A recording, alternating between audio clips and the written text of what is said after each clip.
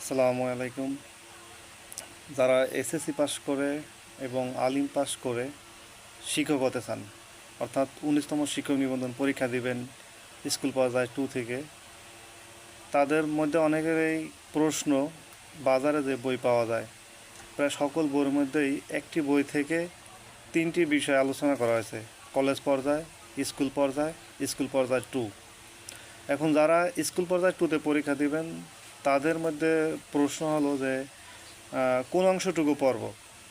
আপনি যদি স্কুল পর্যায়ে 2 থেকে পরীক্ষা দিতে চান তাহলে আপনার উচিত প্রথমে স্কুল পর্যায়ে 2 সিলেবাসটা ভালো মতো পড়া। ওখানে যে বিষয়গুলো দেওয়া আছে স্কুলের অংশের সাথে স্কুল পর্যায়ে 2-র সাথে প্রায় মিল।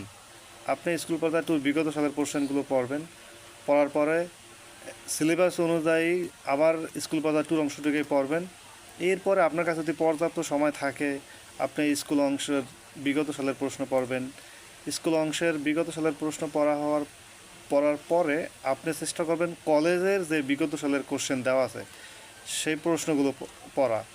ব্যাখ্যা পড়া লাগবে না, শুধু বিগত সালের কোশ্চেনগুলো পড়লে হবে।